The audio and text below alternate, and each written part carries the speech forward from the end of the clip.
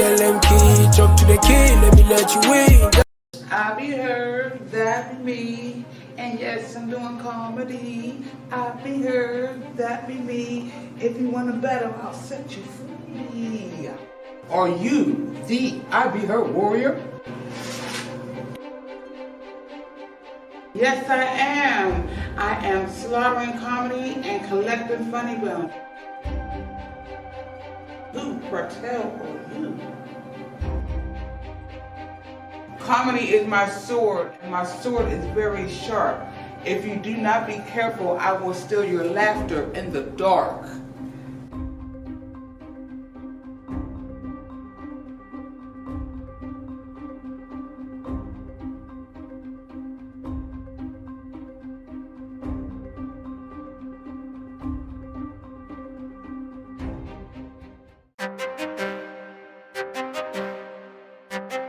It's Spencer, go get the gas. If you're in Pittsburgh, PA, make sure y'all come tap in the Grind City.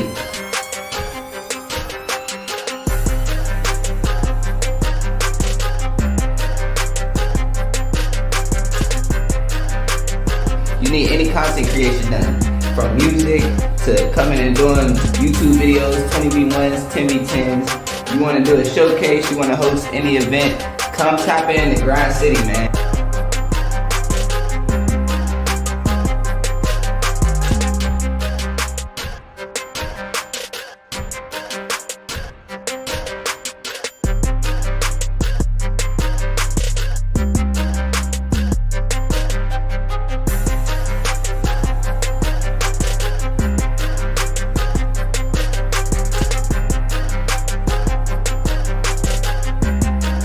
How was your Grind City experience, bro? Amazing, man. Y'all come tap in the Grind City. I need anything. Studio time, video production, anything, man. Y'all come check Grind City out. What he said. It's Grind, the Grind City.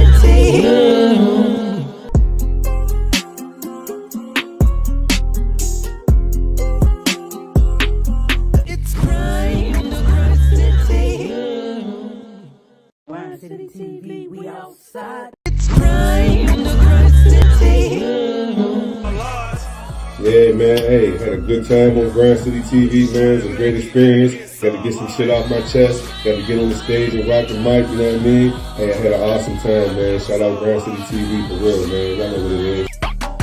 Tap into your energy, hosted by the Top G. Tap into your energy, tap into your inner grind, tap into your state of mind, tap into your soul or heart, tap into what made you start. Tap into your energy. Hosted by Top G. Alright, y'all know who it is. It's Top Grinder. Tap into your energy.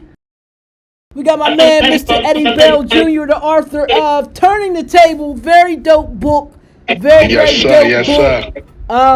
So I'm gonna give you an opportunity, brother, to go ahead and introduce yourself to the audience. Oh man, how y'all doing, man? My name Eddie Bell. Yeah, I mean the people close to me who know me, man, they call me June. Yeah, I mean I'm from Philadelphia, South Philadelphia. You know what I mean? I grew up in the down Fifth Street, if you know about the Philadelphia area, whatever the case may be. Now I mean grew up down Fifth Street, mom, pop. Yeah, I'm saying my pop. I mean he lived a little farther off, but you know, I mean, he was present. Siblings, you know what I mean? Average life. Growing up in the inner city, man. Nothing major growing up. So we see that your background is a little different than most places that I interview people. So real briefly, you know, my audience is going to want to know why we're in this background, why we see this background here. So kind of give them a little history on why we sitting where we sitting right now, bro. Yeah, for sure, man. As you see, my background for sure is a little congested back there, whatever the case may be, man. Unfortunately, now I mean I'm currently incarcerated. Now I mean, so what you're looking at right now is a background of the other individuals in the room on the visits. Now I mean, with their family and their friends or whatever the case may be.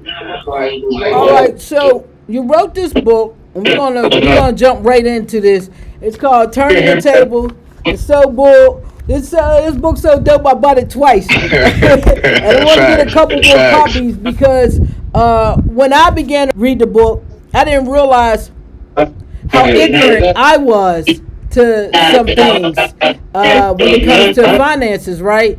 And so, thank you for one. Thank you because when I began to read the book, I was like, oh, I gotta tighten up. And I'm old, like I'm not a young bug, right? So I'm thinking I knew some stuff. And I'm like, wow, I really gotta tighten up. And the book is so encouraging, like, oh, you can do it and you can do it right now. So first of all, thank you for this message. Let's talk about it. First of all, let's talk about the marketing of this book. It's a very simplistic but powerful marketing. You got the green and you got the gold lettering.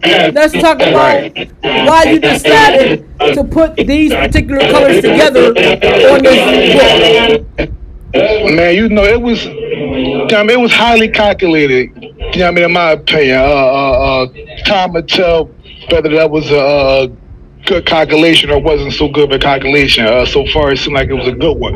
But like I want something that can attract your attention when you see it. You feel me? Green, it symbolizes money, growth, prosperity, things like that. Then the gold that also follows along with that theme. But I wanted to have it too simple. I ain't want to have it too congested and too much going on. And I've seen different finance books in the past, and like a lot of times, a lot of the covers be super simple. Now, granted, I had like two alternatives where I sent them my picture, and it was me on the cover, posing on the. But I said, no, I ain't gonna do them like, yeah. You know what I mean? I said, no, I ain't gonna do it like that. I mean, once I saw it, John, I said, no, I can't do it like that. Yeah, we gonna get too greasy on it. Yeah. I gotta keep it simple. But I really was leaning towards doing that though because I wanted to have a black face on the cover. I wanted to have a incarcerated individual on the cover, so that people can see it and be like, damn, man in jail and he did this. You feel me? Let's talk about that. Let's talk about that. To speak for itself. I think that, that's very interesting. You were incarcerated when you wrote this book. You've been incarcerated for quite some time. And this is a move that people can't seem to get together when they're free. So how did you have the courage and the patience to not only write this book, but self-publish this book, get it out on Amazon, and in the ethers for people like me to go, what is that? Facts. Man, it definitely was a process and a long time coming. You feel me? Like I tell my folks all the time, man, like I'm incarcerated, but like I'm mentally free that I ever been in my life. You feel me? And I know it sounds kind of cliche, man, but that's like really my reality. You feel me? So like, but I'm in a place where it's like something like that, like publishing a book is like that shit like an urban legend. You feel me? Like it's like it ain't that common. So it definitely took some introspect, man. It took part of my journey on how I came to publish the book was back, I say 2016, right? One of my uncles had got killed. I mean, whatever the case may be. And it just humbled me and brought me to a reality check, like, June, like, you really all alone in this, June. Because I'm calling my family, I'm talking to them, and they grieving, and I'm trying to console them. And then I really hear everybody in the background consoling each other. And it's like, I'm sitting here in the cell block next to dudes who, you know what I mean? These dudes can't console me, you feel me? So I realized, like, damn, like, I'm really all alone in this joint. And worst case scenario, I gotta find a way to, like, be of value to my family. That's how it really started, with me trying to be of value, trying to find a way to add value to my family at first. Right. You feel me? I do. And now, let me ask you this. You know, what's the difference between when you were free, thinking, adding value to your family, to you being incarcerated and thinking I need to add value to my family? What's the difference between the man? Oh man, it's a major difference. Because when I was free trying to add value, I didn't know I was trying to add value, right? So I was moving on autopilot. I wasn't moving strategically, no plan, no rhyme or reason. It was just like a second by second thing. I really didn't have no vision as to what I was doing, or really knew what I was doing. I was figuring it out as I go. You feel me? So I didn't even understand the concept of adding value, even though that's what I was trying to do, but just in a negative way. But that was the only way I knew. You feel me? But not even the only way I knew. The only way that was more like Presented to you. comfortable and convenient for me. You feel me? Yeah. So like. But now being in jail and being away from, like I always get is, because I'm heavy like parable boy, like I like speaking in parables sometimes, right? So I give my folks the example of like, when the police is chasing you, right? You got the cop who on the ground, he in the car behind you chasing you, or he 2 blocks away trying to find you. But then you got the helicopter, you got the pilot in the helicopter, and he's guiding the officer on where to go. Turn north down here, turn south, because he got a wider view. He's more removed from the situation. So over the years of me being incarcerated, I realized I'm removed from society. So I can sit back and see the planes and see what's going on a little bit better than my folks out there, because they live in the day-to-day still. They on autopilot. Everybody out there is on autopilot. You feel me? So you ain't really got time to sit back and read 1,000 books how I can read 1,000 books. You ain't got time to study this and learn this. So I said, all right, well, let me learn this and then drop the game on them. I'll be the pilot in the sky. I can see the map way better than them. All they could do is see the block that they own. You feel me? But with that came, and this is taking me into the journey of actually writing that book, with that came kind of like resistance as well. Because it's like I'm eating this good ass like steak, and I'm like, yo, taste this steak, this joint good. And they like, yo, listen, like we oozing noodles boy, like we ain't like steak.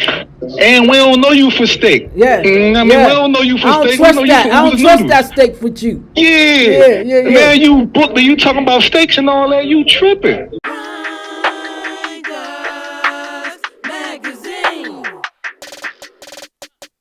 It's lit.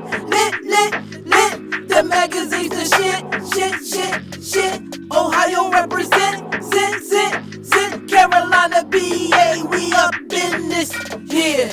You grind, this where you shine, baby. This gold mines, baby, like age wines, baby. It's our time, baby. It's our time, baby. This grind city, baby. Get this in print. It's coming from the grinder, so you know that you can trust it. Money well spent. Get this in print. It's coming from the grinder, so you know that you can trust it. Money well spent.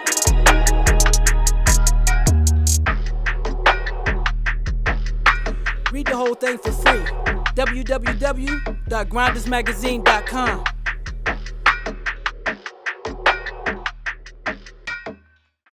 You said in your book something to the effect of if you don't have time to pick up a book, then you don't have time to be in business.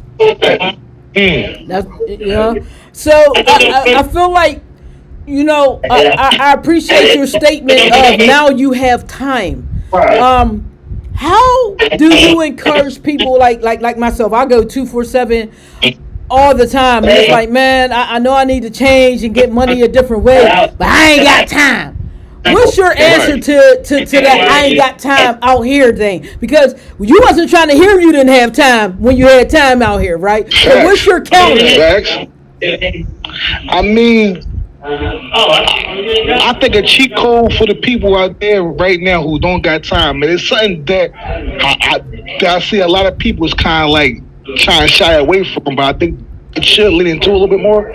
I think we should use these AI tools for their intended purpose, right? So if you don't have time to sit out and write a 10-page brief on something, dump it into the AI, right? It's gonna spit it out to you in 30 seconds now. And then you go through it and you shuffle through and change what need to be changed and edit how it need to be edited, right?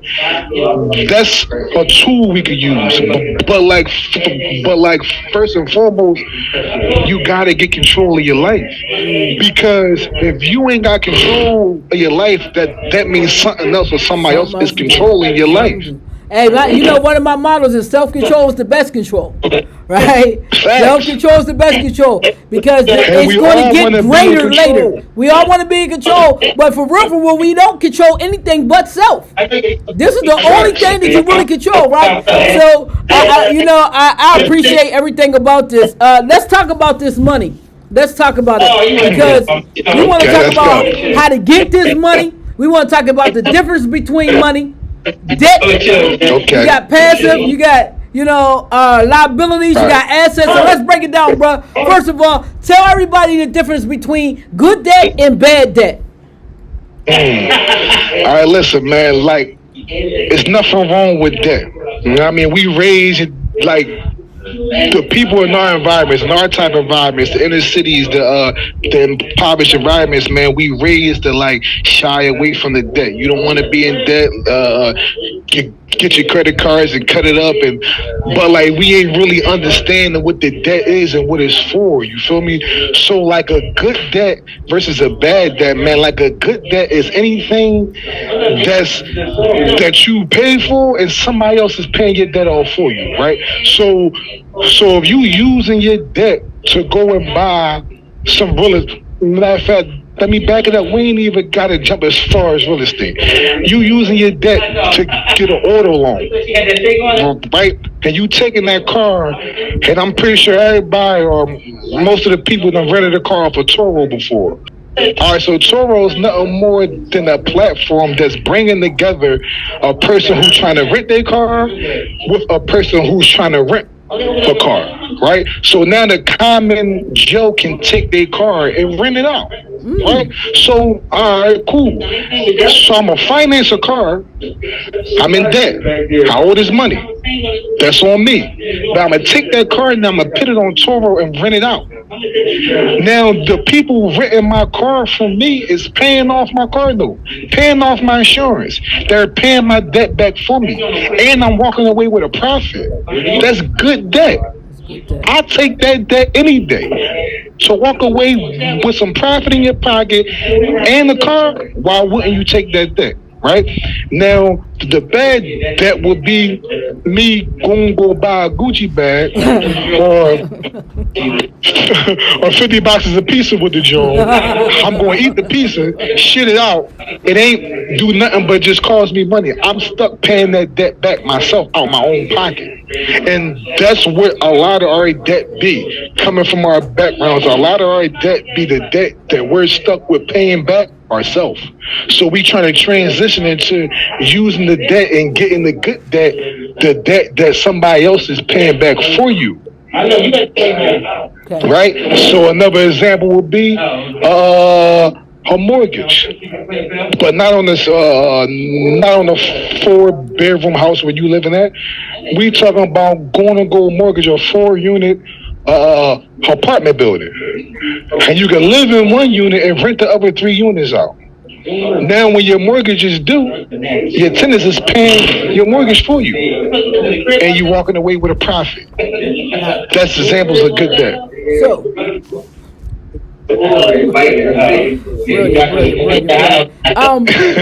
brilliant. I love it. And I think with us, a lot of us don't have the self-esteem to think that we can buy a 4-unit apartment building, right? So a lot of this has to start working with the self-worth. Like, you are worthy, right? You're worthy of having good debt. Let's talk about things that can help or hurt you. Things like personal loans. Say like you have $15,000 in debt. Would it benefit you to get a personal loan to pay that down?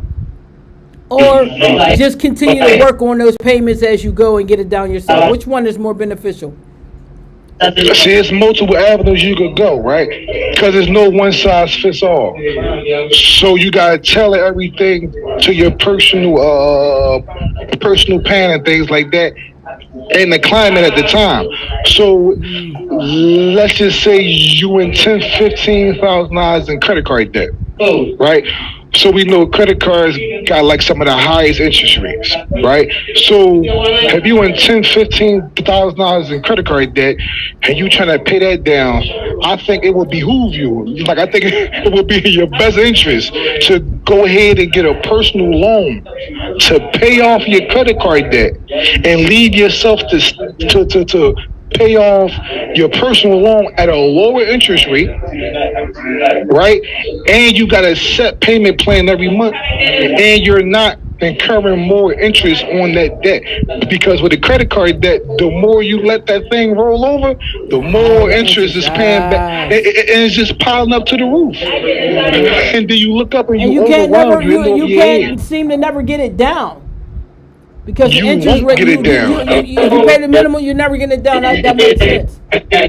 Okay, so now let me ask you this: when you pay off, I know you want to be intelligent enough not to use the credit cards once you pay them off. But when you pay them off with a personal loan, or to keep those accounts open, right? Not close them. Because I don't think people understand that. We want to keep those credit cards open because that's saying to them, if I'm getting this right, people are giving you the benefit of the doubt that they will loan you money. And so if you keep those accounts open, that gives you more opportunities, correct? Facts. You on point. All right, so what we got to understand is like how I allude to in my book, right? That the way your credit score is calculated, right?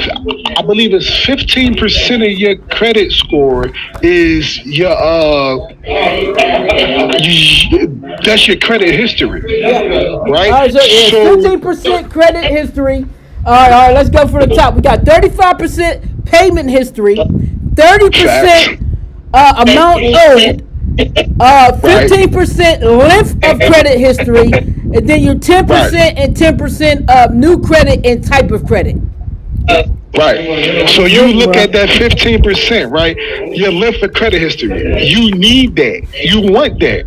So when some people give you the advice of like, man, when you get them Jones, man, when you pay it off, shut it down. But when you shut it down, you're lowering your length of credit history. So you might have went from 5 years or 10 years of credit history. Now, if you was at 10, you might have went down to 8 years or 7 years or 5 years of credit history now, which is going to drop your credit score. Even though you paid it off and everything, but you need those joints open. And why wouldn't you want to have access to that capital? Right?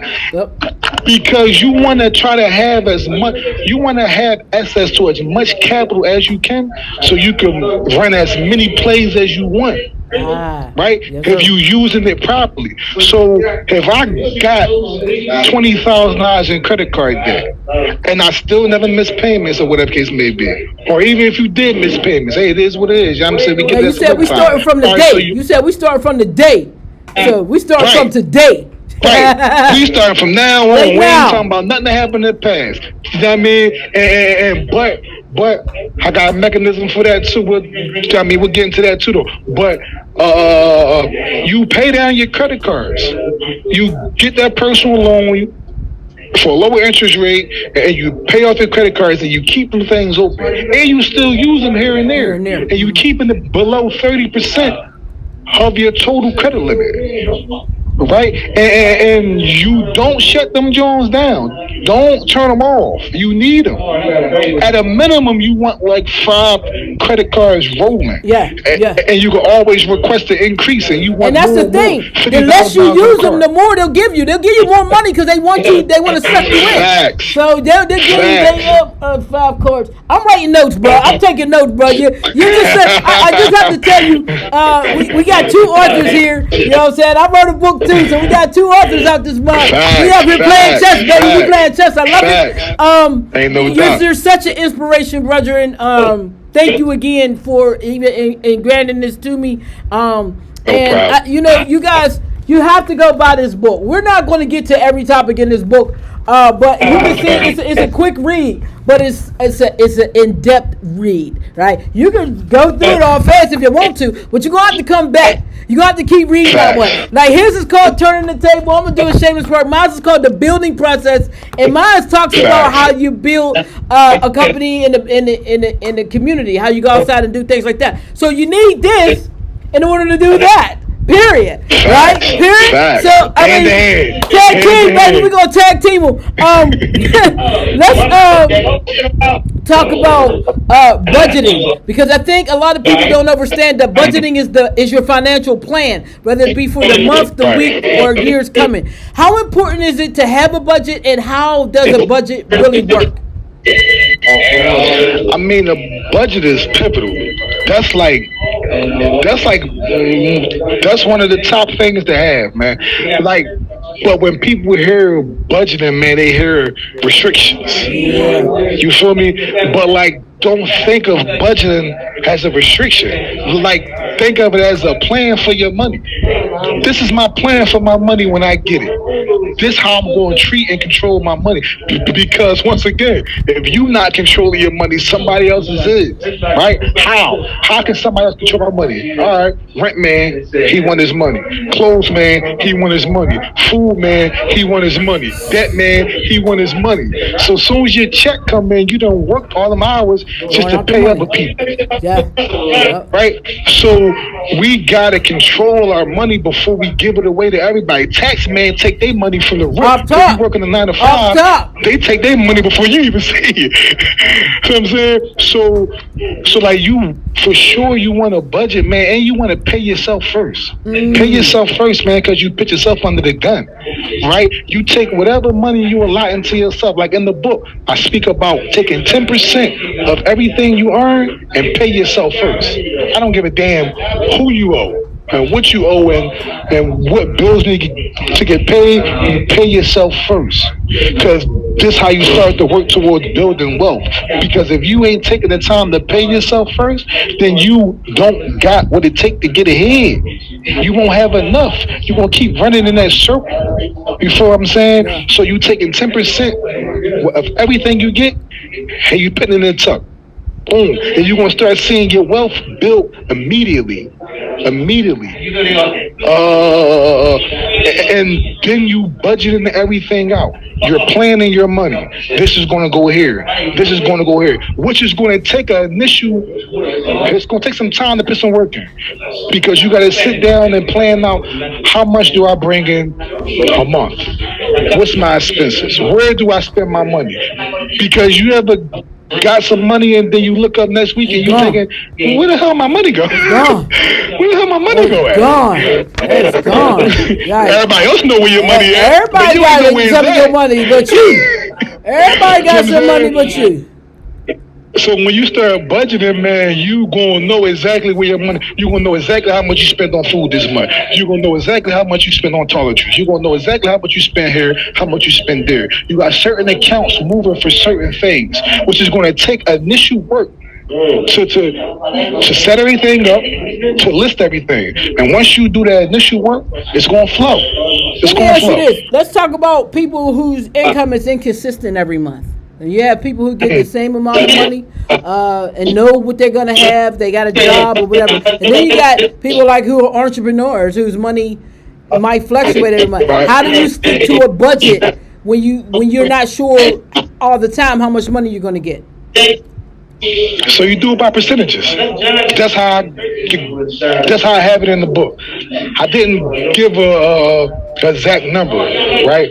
So my budgeting plan in the book is 10% you pay yourself, right? 70% is what you're going to live off. This is your means. You're going to stay within your means, right? So 70% of whatever you make is what you live off of. And then 20%, you're going to use that to pay off your debts, right? And then I mentioned in there, if you find that your 70% is too small for you to live off of, then you got to do one or two things. Change right? how you living. Because you... you got to change how you living. You're living beyond lowering your means. Or bring in more money. Right. Or bring in more Or bring money. in more money. Oh, Because you all could right. create revenue from within by lowering your expenses. Speak that. And a lot of Ooh, times speak we it, live brother. outside our Speak means, it. man. Hey, you know, we like to be Yeah. comfortable. Let's talk about, you know, comfort to kill you. Somebody said to me, you got to learn how to be uncomfortable. Get comfortable with being uncomfortable. I couldn't stand it when she Comfortable first being said it to me, and I was like, "Oh shit, I know what that means." Thank you. Let's talk Right. about secure and unsecured credit cards and what is the difference. Okay. I mean, so you ever tried to apply for a credit card and they denied your ass? Yeah, yesterday. I want a Discover card so bad. I want a prepaid card. I want a real one. You know what I mean? So that's an unsecured credit card, man. That's when you say, yo, listen, my name Top G. What's up? Front me some work, right? Because I always explain to people in street terms, because a lot of people I deal with in here is they come from the streets, right? Yep. So you go into the connect and you say, damn, what's up? Front me some work. And they like, no. You know what I mean? We don't know you. You're not credible. You know what I mean? Who is you? You ain't You're not credible yet. credible. Well, what's your history? Who you work with? Who you got funded from? You feel me? So an unsecured card, man, is when you go into Discovery, you go into Capital One, you go into Chase, and you say, let me get a credit card with a limit or whatever. And they said, no, because your credit rating is too low, right? So the secured credit card is when you come in saying, here go $200, here go $500 or whatever, give me a line of credit. So which one is right? better? I mean, better, or just how I put it. Sometimes you gotta go through sometimes you gotta get a secure credit card to even qualify for unsecured credit card, right? Yeah. So when your credit is non-existent or your credit is kind of shaky, like how I started off, right? I ain't had my credit was shot for. I did a little credit repair thing. Did it myself because I was learning that game, and I got some stuff removed. So I started from the bottom, but I didn't have no credit history no more now, right? So I had to get a secured credit card. So I paid them $200 for a secured credit card. That's exactly how I started. So they gave me a line of credit for $200, and I'm using it, and I'm building my credit. Now, some people will say, why the hell would I pay them to use my own money? But you're really paying them to build your credit, because your credit is more important than that cash. You feel me? Yep. So you're paying them to build your credit, and you get the $200 back at the end once you close the account, or once they switch you over, because you establish yourself, right? So with the credit thing, it's about establishing yourself. So I come and say, let me get an unsecured joint. They said, no, you don't qualify. I say, all right, well, here go this money. Give me a secured credit card. Because I'm using my $200 just in case I don't pay you back. I give you my $200, right? Yep. So they say, all right, cool.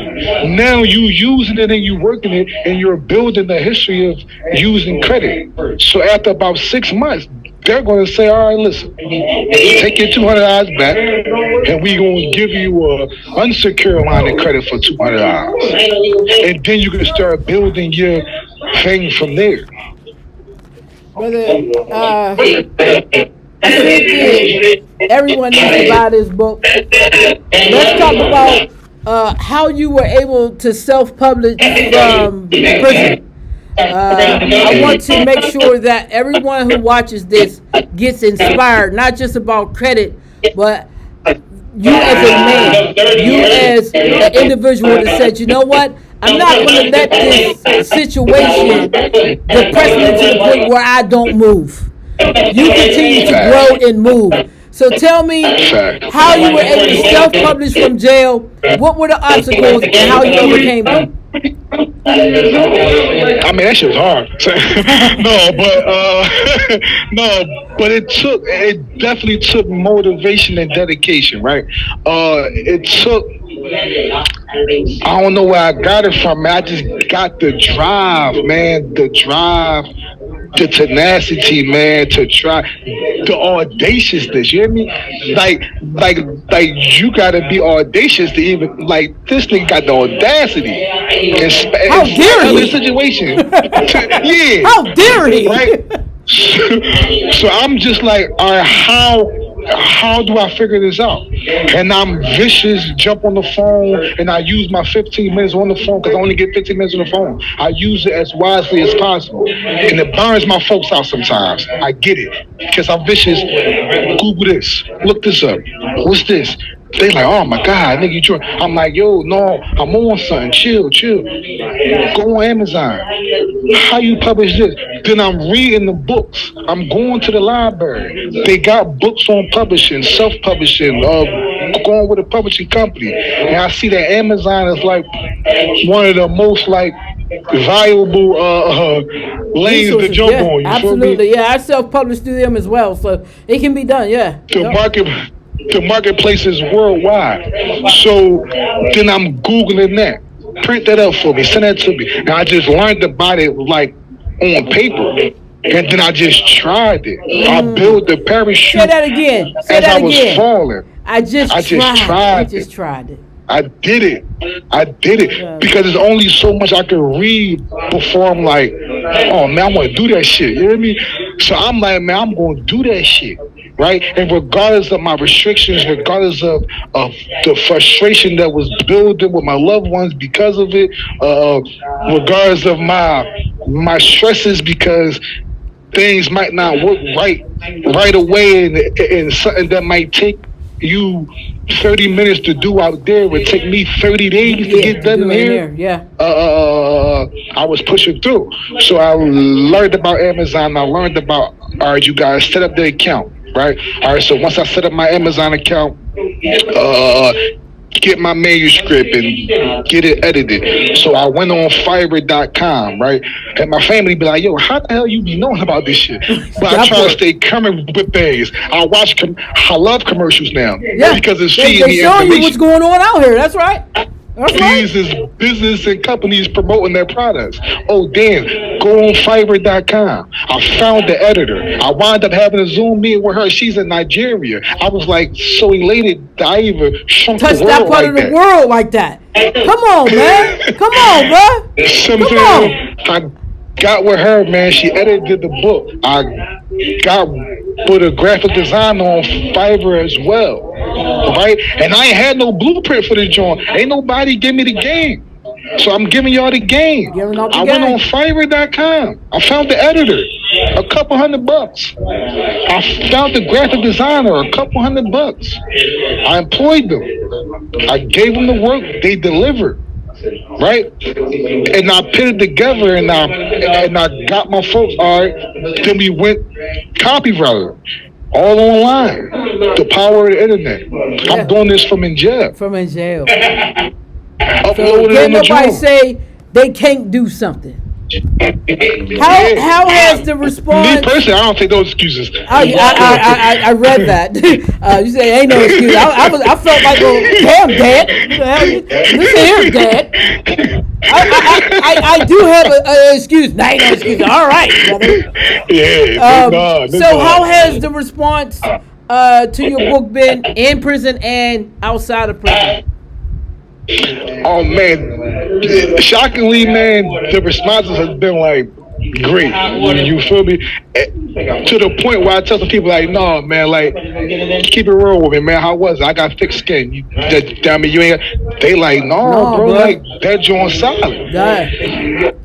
This is on the streets and in here. Yeah. And in here, you know, I'm with the killers, gorillas, drug dealers, and all that. Yeah, you with some money minds so in I there. got 6'3", 370, and I'm like, bro, no, tell me what it is. And they're like, no, my dude, like this joint, like really a banger, because this is something that we ain't really taught in the environments we coming from. We ain't taught this stuff.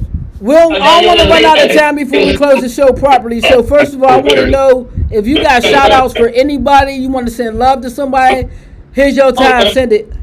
Oh man, first and foremost, man, I want to shout out to my wife Sharina, man. She hold me down, man. I mean, she lift me up. She motivate me, man. I want to shout out to my man Mike. I mean, from the Vibes podcast. I mean, he a good dude. That's my guy. Now I want to shout out. Oh, you froze. Dang it. Oh, they killing me with the freeze. The freeze. Freeze is serious. That part as well. Go back to Mike. You froze up. Go back to Mike. All right. Now, I'm gonna run it back to Mike, man. Shout out to Mike, man, from the Vibes podcast. Shout out to everybody that helped me along this journey, everybody that been there for me. Also, shout out to everybody who didn't help me and didn't been there for me. I gotta mention it, and I promise you, I hold no grudge because I understand it's hard out there, and life be life. You feel me? But regardless of that, we gotta keep pushing. Shout out to my Uncle Charles, man. I took the time out to come with y'all, man. My uncle in the coma right now, man, and it ain't looking too good for him. And just like my pop, is the diamond. So I gotta shout him out. And I just want to let the people know, man, like we working in the community, man. We doing book drives. We trying to get the information out there. It's not just about getting sales, man. It's about getting the information out there. So even if you don't read it, even if you can't read, grab it and get somebody to read it to you. Order a copy for your mom, your aunt, your cousin to uplift the people, man. I got a credit repair workshop that I'm trying to do in September, and it's free for the people. Weird. How can people get involved with that? How can somebody get involved with that? Because I definitely would love to be a part of that, right? Listen, right now, man, you can follow me on Instagram at The Ball June. TheBuljune. I'm gonna post a flyer in there soon, man. I was gonna have it in person. That's my goal for that way I can bring people together to network. But my venue space just fell through, so now I might gotta try to do it like online and on the Zoom joint. You feel me? But I really wanted people to come together so they can network. Because the people, you know what I'm saying, we come together for the party and the bullshit. We have fun, drink, smoke, then we leave with no real benefit. I wanted people to come together for a different purpose and network with each other, and you might be surprised that your cousin who you never knew got a connection to what you always wanted to do in the first place. You feel me? But for sure, I'm gonna let you know when that's popping off. I'm gonna let your people know when it's popping off. They can follow me on Instagram at The Ball June. Hey, brother, I want to salute you. Thank you so much. This has been incredible. I'm gonna make sure it recorded properly. If it did, it'll go out on Tuesday. We'll stream it live on Tuesday. I already made the flyer. I think you're frozen on me right now, but thank you for everything. I salute you. This is Tap Your Energy. We definitely tap the energy of Mr. Eddie Bell Jr. And man, turning the table. Find this on Amazon. Get your copy. And while you at it, get this done too. They both on Amazon. We got two authors, brilliant minds out here. This one here gonna save your financial life. All you gotta do is read it and apply it. Hey, thank you so much again, brother. Peace and love. I trust you enjoyed this. This is awesome, man. Shout out to Top G, man. She doing this for y'all, man. She doing this for y'all, man. World Rap, man. Salute, man. Tap into your energy, hosted by Top G. Tap into your energy, tap into your inner grind, tap into your state of mind, tap into your solar heart, tap into what made you start. Tap into your energy. Hosted by Top G.